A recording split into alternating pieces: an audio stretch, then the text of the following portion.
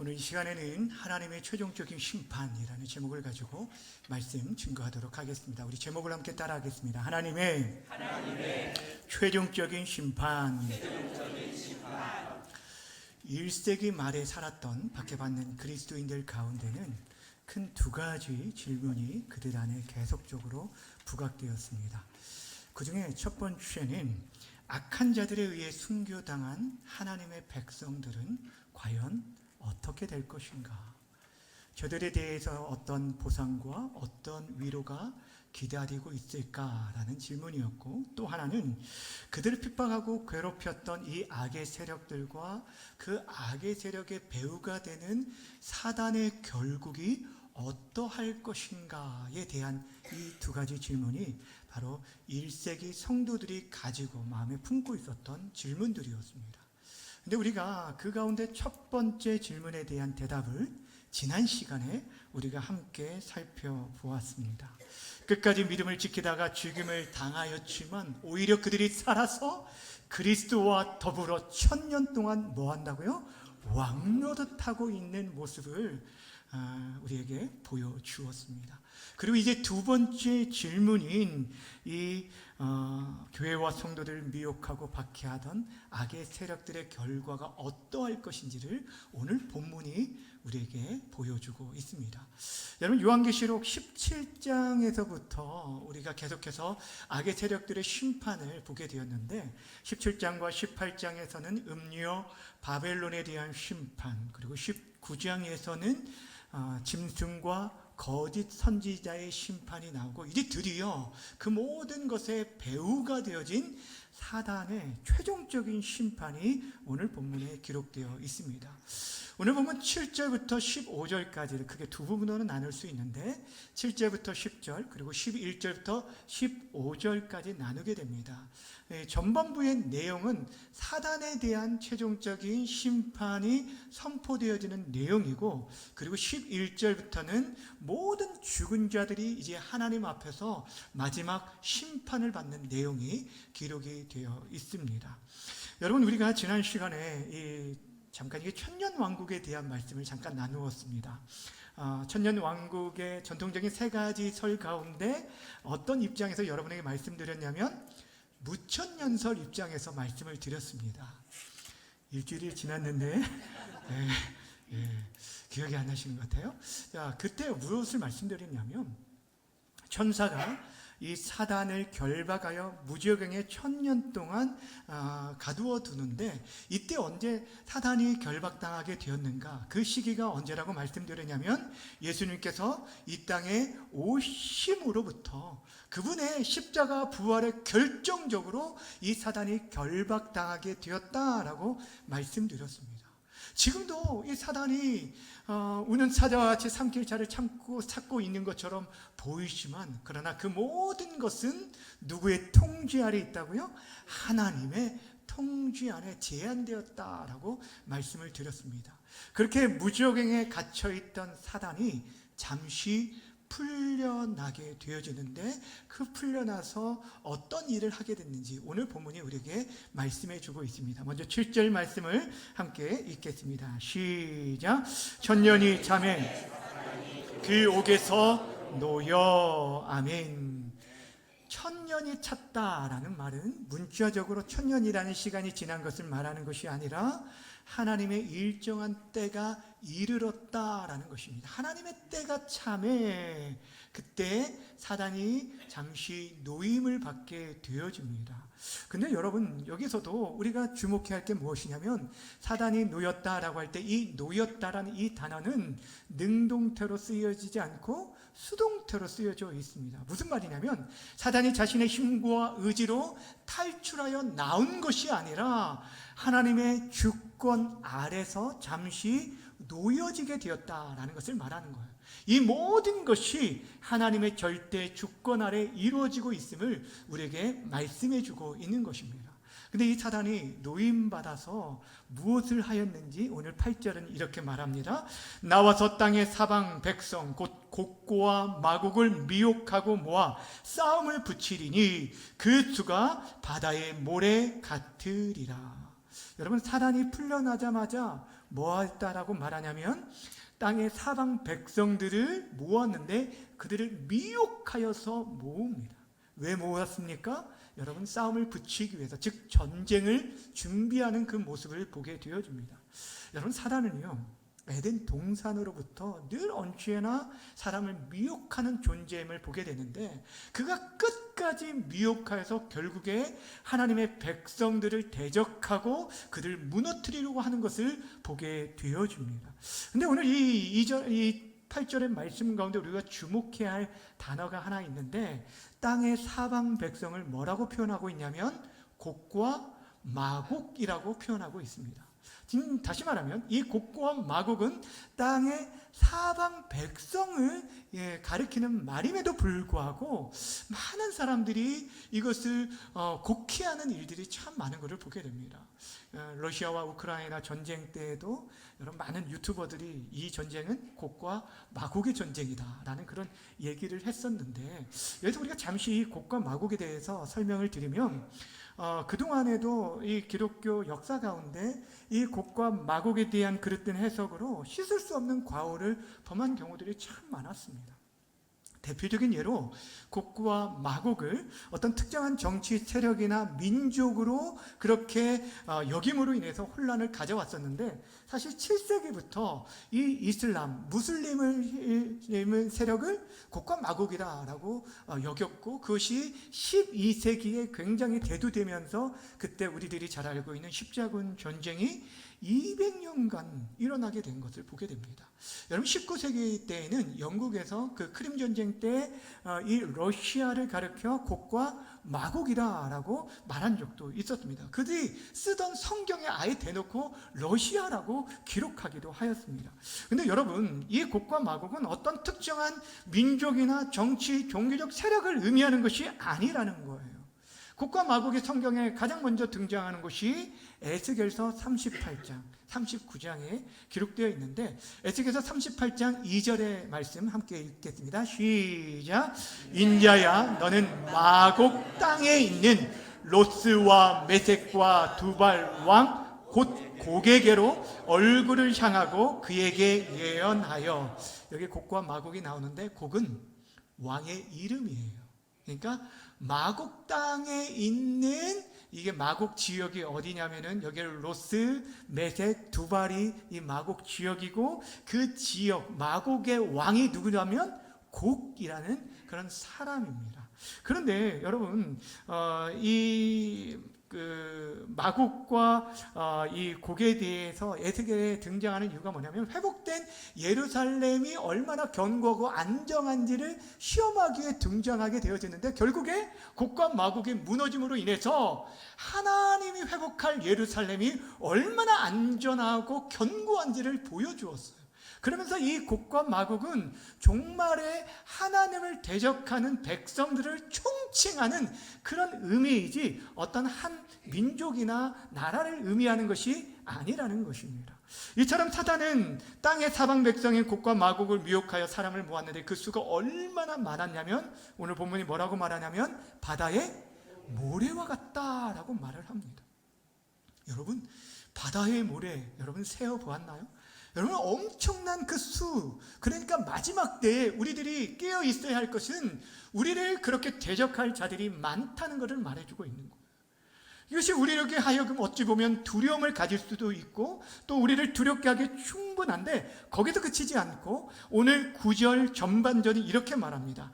그들이 지면에 널리 퍼져 성도들의 진과 사랑하신 성을 뭐 했다고 말하냐면 둘렀다. 이것은 에워쌌다, 포위했다라는 뜻입니다.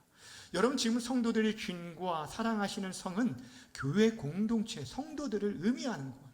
근데 그 교회를 지금 애웠잖아요. 당장이라도 멸망할 수밖에 없는 위기 상황에 처해 있는 것이. 근데 여러분, 우리가 그런 상황 속에서 두려워하지 않을 수 있는, 사방으로 애워쌈을 당해도 우리가 두려워하지 않을 수 있는 이유가 무엇이냐면, 우리 하나님께서 친히 그 모든 악의 세력을 저지하시고 물리칠 것을 오늘 본문이 말씀해 주고 있습니다. 9절 말씀 우리 다시 한번 읽습니다. 시작. 그들이 지면에 널리 퍼져 진과 사랑하신 성을 두르매 하늘에서 뭐가 내려요? 불이 내려와 그들을 태워버리시고, 하나님께서 완전히 진멸시키고 하나님의 백성들을 보호하시고 지키심을 말씀해 주고 있어요. 근데 여기서 오늘 우리가 좀 주목해야 할 표현이 있습니다. 뭐냐면 이 악의 세력들을 지금 포위하고 있는 하나님의 공동체, 교회 공동체를 가르쳐 뭐라고 특별한 표현을 쓰고 있냐면 성도들의 진과 사랑하시는 성이라는 표현을 쓰고 있어요. 너무 멋지지 않습니까? 여러분 한번 따라합시다. 성도들의 진, 사랑하시는 성. 여러분, 우리 주님의 눈에 볼 때는요, 겉으로 볼 때는 굉장히 연약하고 무기력하게 보여서 이 세상의 거대한 악의 세력에 의해서 한순간에 무너질 것처럼 보이지만 하나님의 눈에는 성들의 진, 사랑하시는 성이라고 말씀해 주고 있습니다. 여기서 나오는 이 진이라는 단어는요, 출애굽기에 나오는 단어입니다. 여러분, 출애굽한 이스라엘 백성들이 약속의 땅으로 가는 동안 이 광야길을 통과할 때 이 광야길에서 그 백성들이 갖추었던 진영, 이것을 진이라고 표현합니다. 다시 말하면 이들이 이 광야길을 갈 때 행군과 전투를 하기 위해서 정비된 군사적 조직, 그 모임을 진이라고 말을 하는데, 여러분, 이 성도들의 진은 세상이 만든 진들과는 전혀 차원이 다릅니다. 세상에는 그 진을 견고하기 위해서 최신 무기들로, 칼과 창과 그 모든 무기들로 무장을 하는데, 여러분, 성도들의 진의 특징이 있어요. 여러분, 출애굽 당시에 이 진의 가장 대표적인 특징이 뭐였냐면, 그 진 한가운데 무엇이 있었냐면 하나님의 성막이 있었어요. 하나님이 임재하신다는 하나님의 임재의 상징인, 아니 하나님께서 내가 그곳에 임재하겠다라고 약속해 주신 성막, 이것이 진의 중심 가운데 있었어요. 그러니까 이 성막을 해서 동서남북 이 사방에 12지파가 각각 3지파씩 진을 구축하고 있었다는 것. 여러분, 그들이 행진할 때에도 이 성막을 따라가게 되어졌고, 그들이 수경할 때 늘 언제나 성막을 중심으로 사방으로 모였었다라는 거예요. 이것은 무엇을 말을 하냐면, 이들이 늘 언제나 하나님 중심 안에서 하나님을 따라갔을 때 그들이 늘 언제나 평안했고 끝까지 승리하며 이 광야길을 통과할 수 있었다는 것. 사랑하는 여러분, 이 마지막 시대에 여러분, 우리가 영적 전쟁 가운데 있는 저와 여러분들이 살아가야 할 삶의 모습이 이것이라는 거예요. 우리들이 정말 이스라엘 백성들의 그 광야길을 하나님의 진, 즉 성도들이 하나님의 장막, 성막을 중심으로 살았던 것처럼, 무엇보다 그 안에 있는 언약궤 주의 말씀을 근거로 살아갔던 것처럼, 우리들이 이 땅에 영원히 변치하는 하나님의 말씀을 따르고 하나님 중심으로 살아갈 때 우리가 이 악한 세상을 넉넉히 이기며 승리할 줄 믿으시길 바랍니다. 그래서 우리를 가르쳐 성도들의 진이라고 말했고, 더 나아가 사랑하시는 뭐라고요? 성이라고 말해요. 하나님께서 이 공동체를 얼마나 사랑하시는지, 사랑하시는 성, 너무너무 귀하게 여기신다는 거예요. 그러니 여러분, 제 아무리 바다의 모래같이 수많은 군사들이 애워싸고 있다 할지라도, 여러분, 하나님께서 친히 그 사랑하신 성을 지키시고 보호하실 줄 믿으시길 바랍니다. 이것이 우리가 가져야 할 믿음이에요. 이러한 이미지를 잘 보여주는 곳이 우리가 성경에 찾으라고 한다면 열왕기하 6장에서 찾을 수가 있습니다. 여러분, 열왕기 6장에 보면은 어떤 일이 있었냐면, 아람군이 이스라엘과 전쟁하는 가운데 계속해서 자신들의 전략이 노출이 되어지는 거예요. 이게 웬일인가? 라고 할 때 조사해 보니까 엘리사라는 선지자가 그 모든 계획들을 다 이미 알고 왕에게 준비하도록 시켜준 거예요.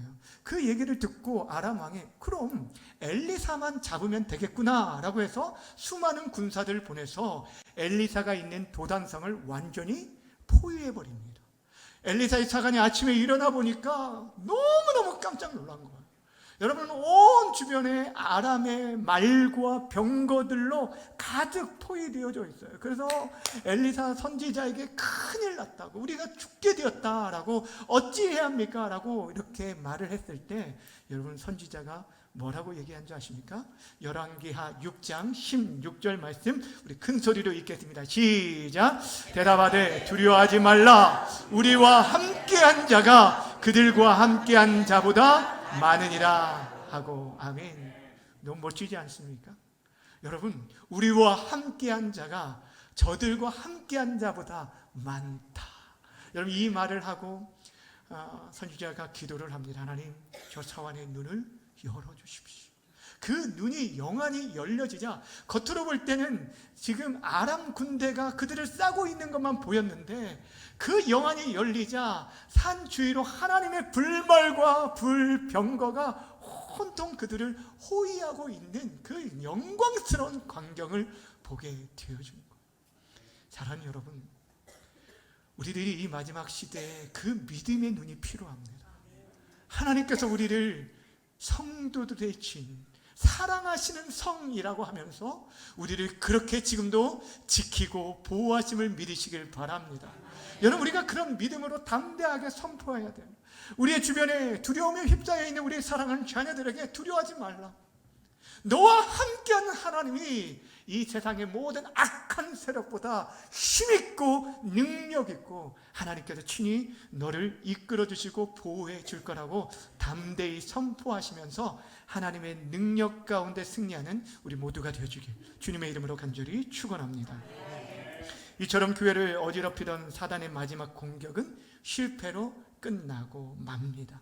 이 전쟁의 결과 이 사탄이 이제 마침내 처벌을 받게 됐는데, 어떤 처벌을 받는지 10절 말씀 함께 읽겠습니다. 시작. 또 그들을 미혹하는 마귀가 불과 유황못에 던져지니 거기는 그 짐승과 거짓 선지자도 있어 세세토록 밤낮 괴로움을 받으리라. 아멘. 여러분, 성도를 미혹하는 사단이 결국에 어디에 던져지게 됩니까? 불과 유황못에 던져지게 됩니다. 이것이 지옥입니다.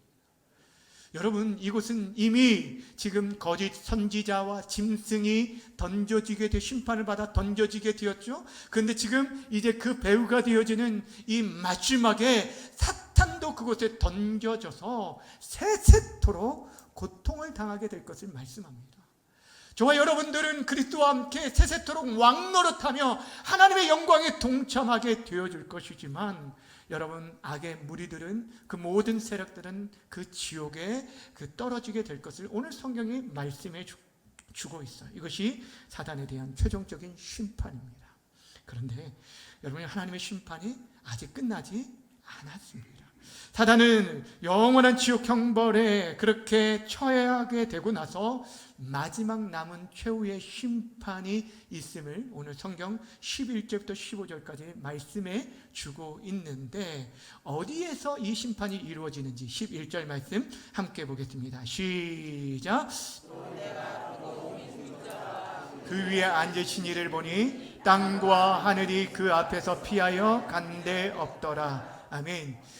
사도 요한이 또 그 눈을 들어서 보게 되어졌는데, 하늘 보시야 크고 흰 보좌를 이번에는 보게 되었어요. 그런데 그 위에 앉으신 분이 있고, 그 위엄이 얼마나 큰지 땅과 하늘도 그 앞에서 간데 없다라고 말해주고 있습니다. 여기 마지막 최후 심판이 이루어지는 크고 흰 보좌, 그래서 흰 보좌라고 해서 이 심판을 가르쳐 뭐라고 말하냐면 백보좌 심판이라고 말을 합니다. 따라합시다. 백보좌 심판. 여러분, 그렇다면 이 심판 행하시는 분이 과연 누구일까요? 그 보좌에 앉으신 분이 누구입니까? 바로 성부 하나님이십니다. 성경은 우리에게, 우리 모두가 하나님의 심판대 앞에 설 것을 여러 차례 말씀해 주고 있는데, 로마서 14장 10절에 보면 이렇게 말합니다. 내가 어찌하여 내 형제를 비판하느냐, 어찌하여 내 형제를 업신여기느냐. 우리가 다 하나님의 어디에 있을 거라고요? 심판대 앞에 서리라 라고 말씀하고 있어요. 그런데 여러분, 성경은 거기서만 끝나지 않습니다. 우리가 하나님 앞에서뿐 아니라 그리스도 심판대 앞에 설 것을 성경은 또한 우리에게 말씀해 주고 있어요. 고린도후서 5장 10절 말씀 우리 함께 읽겠습니다. 시작. 다 반드시 그리스도의 심판대 앞에 나타나게 되어 각각 선악간에 그 몸으로 행한 것을 따라 받으려 함이라. 아멘. 여러분, 우리 모두가 하나님 앞과 그리스도 앞에서 마지막 그 심판대 앞에 서게 될 것을 말씀합니다. 그러니까 여러분, 이 크고 신 보좌는 성부 하나님뿐 아니라 누가 앉아 계시다고요? 성자 예수님이 앉아 계심을 보게 되어줍니다. 성경 우리 예수님께서 하나님께로 받은 권세를 가지고 최후 심판주로 그 자리에 앉아 있을 것을 말씀해 주고 있습니다. 요한복음 5장 22절 아버지께서 아무도 심판하지 아니하시고 심판을 다 아들에게 맡기셨으니 라고 얘기합니다. 여러분, 최종적인 심판주는 자는 누구시냐면 성부 하나님이신데 그 심판의 권세를 누구에게 맡기셨다고 말하냐면 성자 예수님 아들에게 맡기셨다라고 말씀합니다. 그러게 여러분, 마지막 때 우리 예수님께서 재림하실 때 예수님을 가리켜서 그분이 우리의 심판주로 오신다라고 우리가 말하는 것입니다. 그렇다면 이 주님으로부터 이 심판받게 되는 대상이 누구일까요? 누가 그 심판대 앞에 서야 할까요? 우리들이 생각할 때는 여러분, 그 심판대 앞에 불신자들만 설 거라고 생각하는데 사실 그렇지 않습니다. 오늘 12절 전반부에 보면 이렇게 말씀합니다. 함께 읽습니다. 시작. 또 내가 보니 죽은 자들이 큰 자나 작은 자나 그 보좌 앞에 서 있는데, 여기 보면 죽은 자들이 다 서게 될 것이에요. 큰 자나 작은 자라는 이 표현은 관용적인 표현입니다. 히브리 사람들이 큰 자나 작은 자라고 얘기할 때는 모든 자를 총칭하는 말이에요. 그러니까 모든 자, 죽은 모든 자들이 다 그리스도 앞에, 그 심판대 앞에 서게 될 것을 말씀해 주고 있는 것입니다. 여러분, 이것은 무엇을 말하냐면 죽은 자가 어떻게 그러면 그 심판대 앞에 설 수 있을까? 죽은 자가 그 마지막 심판 때에는 모두가 육체적 부활을 하게 됩니다. 그리고 그때에 하나님 앞에서, 우리 주님 앞에서 심판을 받아서 믿는 자들은 새하늘과 새 땅에 가게 되고, 믿지 않는 자는 영원한 불못 지옥에 처해지는 마지막 심판이 이루어지게 될 것을 성경이 우리에게 말씀해 주고 있습니다. 우리가 지난 시간에 살펴봤던 그림인데 한번 다시 한번 보여주시면, 여러분, 신자와 불신자가 모두가 어떻게 된다고요? 한 번 죽는 사람에게 정한 것이요, 그 후에는 심판이 있다라고 할 때 한 번 죽는 첫째 죽음, 첫째 사망이 있습니다. 그때 죽은 자들 가운데 신자는 어떻게 되냐면 우리 주님이 계시는 낙원에 이르게 되어집니다. 이것을 영적인 부활에서 첫째 부활이라고 말씀드렸고, 불신자들은 음부에 떨어지게 되어집니다. 그리고 나서 마지막 최후의 심판 때 모두가 육체적 부활을 두게 되는데, 첫째 부활과 구별해서 우리가 둘째 부활이라고 말하자고 했습니다. 이 둘째 부활 때 믿는 자들은 어디로 가게 된다고요? 새하늘과 새 땅으로 가게 되어지고, 그리고 믿지 않는 자들은 영원한 불못에 처해지게 되는데, 이것은 마지막 최후의 심판이고 영원한 사망의 심판이기 때문에 이것을 둘째 사망이라고 말씀을 드렸습니다. 감사합니다. 자, 그렇다면 여러분, 그 마지막 때 우리가 무엇을 근거로 심판을 받게 될까요? 여러분, 우리가 어떤 근거로 심판을 받게 될까요? 여러분, 오늘 12절 말씀에 보면 두 가지 책이 등장하는데 함께 읽어보도록 하겠습니다. 시작. 죽은 자들이 큰 자나 작은 자나 그 보좌 앞에 서는데 책들이 펴 있고 또 다른 책이 펴졌는데 곧 생명책이라. 죽은 자들이 자기 행위를 따라 책들에 기록된 대로 심판을 받으니. 아멘. 자, 잘 보시면 여기 보면 하나님의 보좌 앞에 책들이 펴져져 있어요. 복수죠. 책들이 펴져 있고, 그리고 또 다른 책, 여기는 단수입니다. 책이 펴져 있어요. 근데 이 또 다른 책을 가리켜 생명책이라고 말을 합니다. 자, 여기 한쪽은 생명책이에요.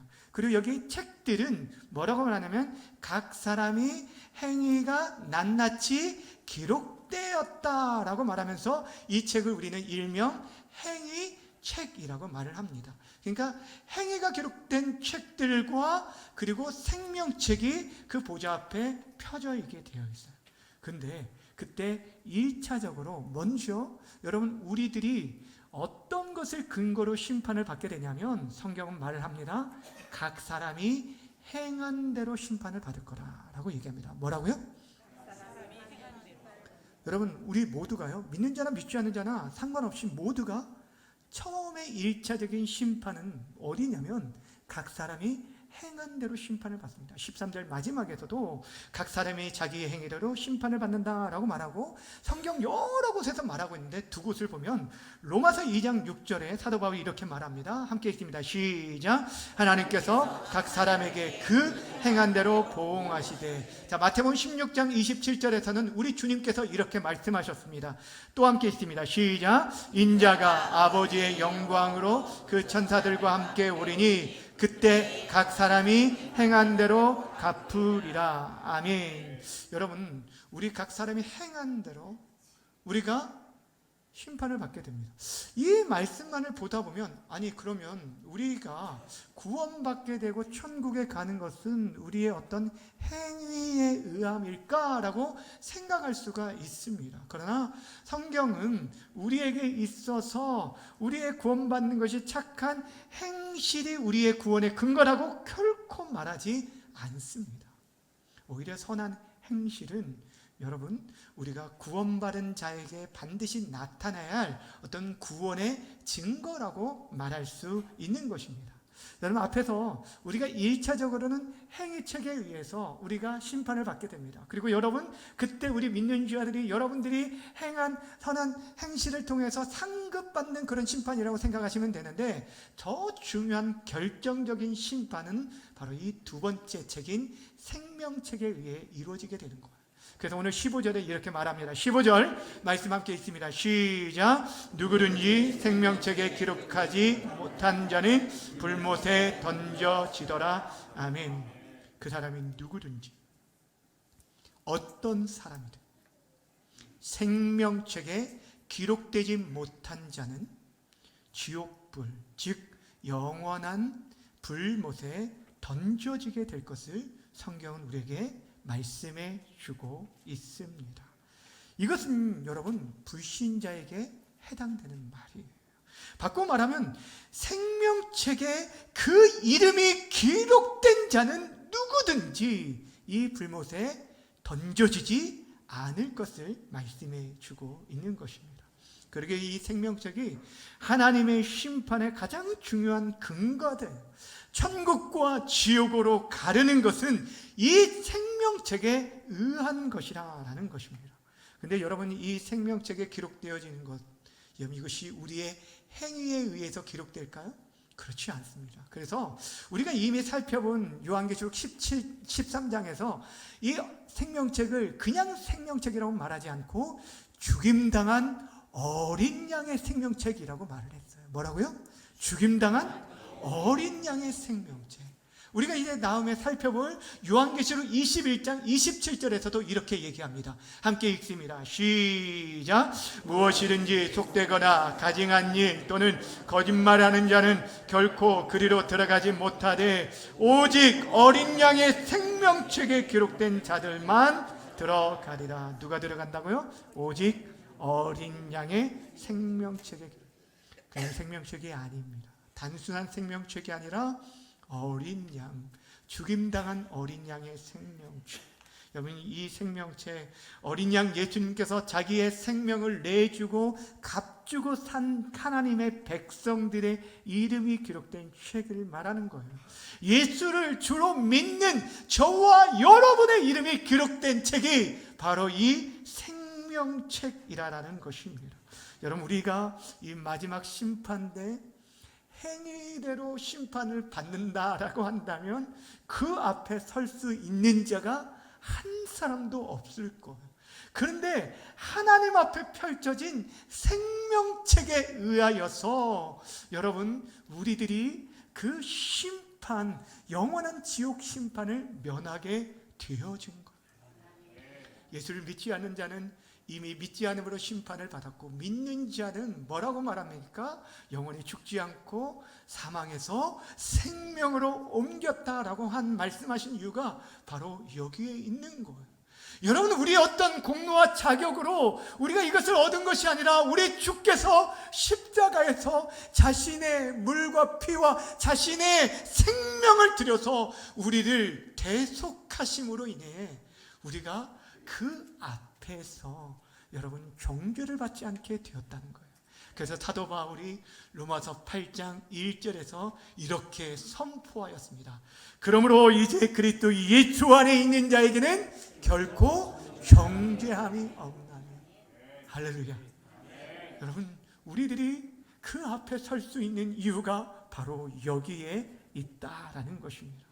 사랑하는 여러분, 이처럼 최종적인 심판은 천국과 지옥으로 나누어지는 판결이고 더 이상 돌이킬 수 없는 영원한 심판, 최종적인 심판이라는 거예요. 근데 그 모든 것이 결국 예수를 믿느냐 믿지 않느냐, 생명책에 기록되었느냐 그렇지 않느냐에 따라 결정되어진다는 것을 오늘 성경이 우리에게 말씀해 주고 있습니다. 그렇게 사랑하는 여러분, 이 땅에 살아가면서 가장 큰 복은 다른 것이 아니에요. 우리가 예수를 믿고 나의 이름이 생명책에 기록된 것이 가장 놀라운 복임을 믿으시길 바랍니다. 여러분, 이것을 여러분은 확신하며 살아가야 하는 것이에요. 그래서 예수님께서 그의 사랑하는 제자들을 70인 전도단을 파송하고 그들이 귀신을 내어쫓고 병자들에게 안수하며 고치며 많은 이적들을 행하고 돌아왔는데 저들에게 뭐라고 말합니까? 여러분, 이렇게 말했어요. 누가복음 10장 20절에 이렇게 말합니다. 귀신들이 너희에게 항복한 것으로 기뻐하지 말고 너희 이름이 어디에 기록된 거요? 하늘에 기록된 것으로 뭐하라고요? 그것이 우리에게 가장 큰 기쁨이 되어야 돼요. 사랑하는 여러분, 정말 바라고 원하는 여러분들이 이 요한계시록의 말씀, 저희 요한계시록 1년 넘게 강해하면서 여러분들이 이 어떤 소설책을 읽는 판타지를 생각해서는 안 돼요. 여러분, 이 말씀을 여러분 추상적으로 듣지 마시고 천국과 지옥이 실체임을 믿으시길 바랍니다. 예수님께서 왜 그토록 많이 천국과 지옥에 대해서 말씀하신 이유가 무엇일까요? 천국과 지옥을 여러분 우리들을 겁주기 위해서 만들어 놓은 것이 아니에요. 이 지옥에 대해서 그렇게 생생하게 묘사하고 있는 이유는 어떻게 하든지 우리들이 이 지옥 형벌을 받지 않도록 하기 위함이라는 것입니다. 주님의 사랑하는 여러분, 기억하시길 바랍니다. 우린 한 사람도 예외됨이 없이 마지막 심판대 앞에 서게 될 것입니다. 이 심판은요, 신자나 불신자 모두가 피할 수 없는 심판입니다. 그때 우리 각 사람이 행한 모든 행위가 기록된 책이 펼쳐지게 되고 그 행한 대로 심판을 받게 되어지는데, 여러분, 예수를 믿는 우리들에게 있어서는 어린 양의 생명책에 그 이름이 기록됨으로 말미암아 정죄를 받지 않고 새하늘과 새 땅, 저 영원한 하나님 나라의 영광을 누리게 된다는 거예요. 그러나 반대로 그 생명책에 기록되지 않는 자는 여러분 영원한 불못에 떨어져서 쇠색토록 고통을 당하게 될 것을 말씀해 주고 있다는 것입니다. 사랑하는 여러분, 이 사실을 믿는다면, 우리가 이 말씀을 진리로 받아들인다면 우리가 해야 할 일은 분명한 것입니다. 이 심판을 피할 수 있는 유일한 길은 예수 그리스도를 어찌하든지 나눠주고 전해주고 증거해야 돼. 이것이 교회의 사명이고 저와 여러분들이 맡겨진 사명인 것입니다. 저는 설교를 준비하면서 이전에 우리 믿음의 세대들이, 믿음의 선배들이, 그 연로하신 어르신들이 하셨던 그 말씀이 생각이 났어요. 지옥이 얼마나 무서운 곳인데 그것을 알면서도 어떻게 복음을 전하지 않을 수 있느냐. 지옥이 얼마나 무서운 곳인지를 알면서도 불구하고 그것을 알면서도 어떻게 복음을 전하지 않을 수 있느냐라는 그 음성이 여러분, 저와 여러분에게 들려줄 수 있기를 바랍니다. 사랑하는 여러분, 하나님의 심판 너무도 정확하고 철저하게 반드시 임하게 되어질 것입니다. 그때 여러분과 여러분의 자녀들은 그 심판을 피할 수 있는 생명책에 그 이름이 기록되어져 있습니까? 무섭게 다가오는 하나님의 이 심판을 피할 길 오직 예수 그리스도 뿐임을 기억하면서 우리의 유일한 생명 되신 예수님을 전해줌으로 마지막 심판 때를 준비하며 살아갈 수 있는 이 시대 하나님의 사람들 다 되어지기를 주님의 이름으로 간절히 축원합니다. 이 시간 우리 함께 찬양하며 기도하길 원하는데, 하나님의 사랑 주님의 눈물이라는 찬양입니다. 이 가사 가운데 보면 중간에 이런 후렴구에 이런 말씀이 있습니다. 나는 믿네 거저받은 귀한 사랑 그 누가 대신하리요. 여러분, 다른 사람이 전해주는 게 아니에요. 여러분의 남편과 아내, 여러분의 가족들, 그것은 바로 여러분에게 맡겨진 사명입니다. 여러분들이 전해주어야 한다는 거예요. 그 사랑들을.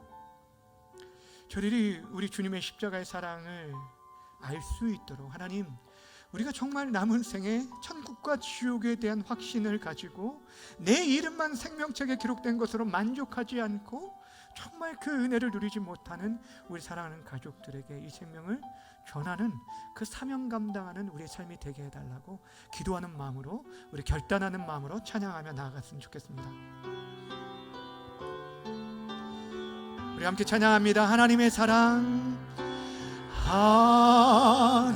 하나님의 사랑, 주님의 눈물 온 세상이 하여 잃어버린 영혼 찾아 오신 주님, 지금도 우리를 사랑해. 2000년 전 하늘 보좌 버리고 이 땅에 오신 주, 하나님 어린 양 되사 생명 주며 이를 증거하라 하시네.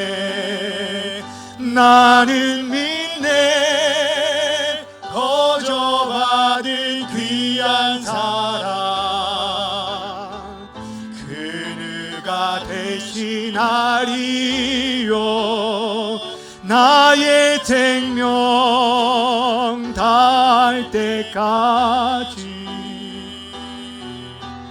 그 사랑 우리 다시 한번 찬양할 때 주님의 마음을 우리에게 허락하시도록 기도하며 나아갑니다. 하나님의 사랑, 주님의 눈물 온 세상 임하여 잃어버린 영혼 찾아 오신 주님, 지금도 우리를 아멘, 아멘.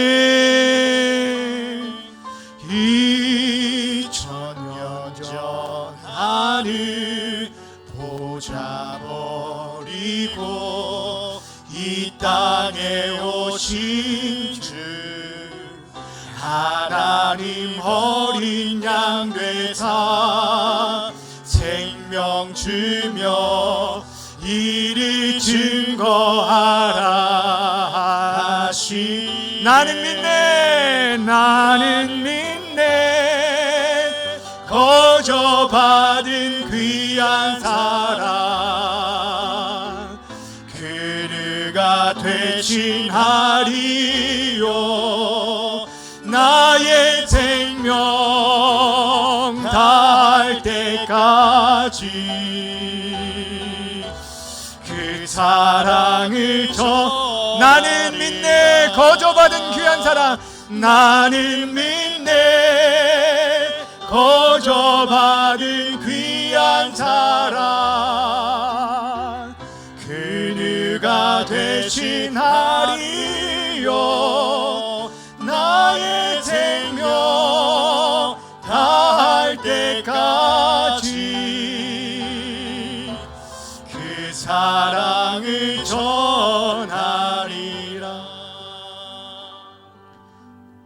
그 사랑에 여러분 주님의 그 마음이 잃어버린 그 한 영혼을 향한 주님의 그 애타는 마음이 여러분 가운데 있으십니까? 여러분 우리의 자녀들이요 지금 남부럽지 않게 떵떵거리며 잘 살고 있을지도 모릅니다. 그런데 그 안에 예수 생명이 없으면 아무것도 아닙니다. 우리 인생에 만난 최대의 문제, 가장 긴박한 문제는 다른 것이 아니에요. 하나님의 마지막 심판대 앞에서 지옥 형벌을 면하는 것이. 이 시간 우리 기도할 때 오직 예수님만이 우리의 살 길임을 알게 하여 주시되 우리 사랑하는 가족들을 구원의 길로 인도하여 주시고 우리가 이 귀한 사명 감당하는 우리 자신과 교회가 되게 해달라고 우리 주여 한번 부르고 기도하며 나아갑니다. 주여